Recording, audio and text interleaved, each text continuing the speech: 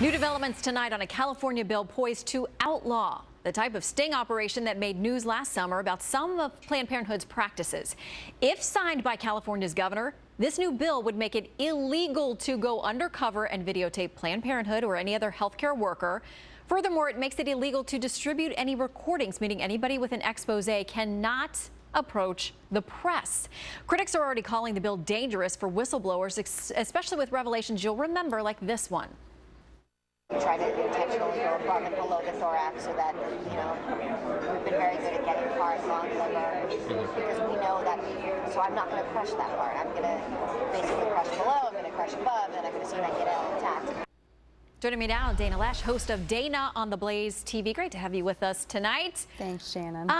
This seems like a pretty brazen attack on the First Amendment. There are journalists who have gone undercover and won scores of awards for doing the same thing, but not when it was about abortion.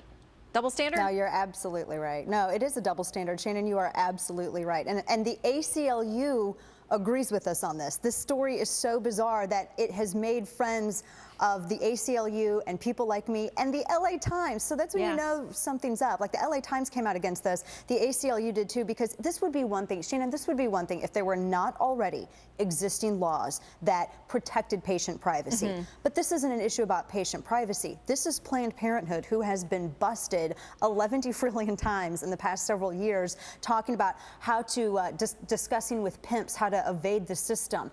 They didn't report child abuse, and they actually got sued in Colorado because they didn't report child abuse involving a 13-year-old.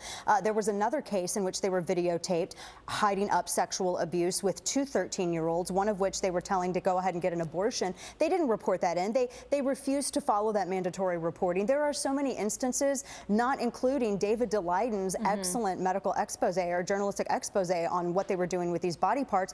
So they keep telling on themselves. And so that's the entire reason. And it's ridiculous, because if Planned Parenthood was a private organization, then they might have a better case of arguing for, oh, we don't want people to record us. But this, Shannon, this is an organization that receives $500 million in taxpayer dollars. So they need to be held accountable. Or if they don't like to be held accountable, they can just not cash those checks. Yeah, $500 million, as you note, of our taxpayer money, that we'd like some transparency there.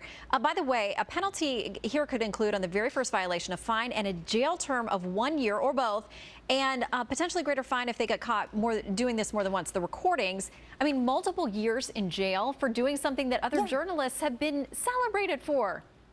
Exactly. I mean, they spent so much time last year trying to tell everyone that they weren't doing anything shady. Well, this isn't really like the best way to make your case. If they weren't doing anything shady, Shannon, they wouldn't have anything to worry about. This has nothing to do, again, with patient privacy. When you are an entity that receives as much or any taxpayer dollars, when you are getting subsidized by the government more so than you're receiving private donations, you will be held accountable, and you should be. There have to be answers. All right, Dana, great to see you tonight. Thank you for joining us. Thank you, Shannon.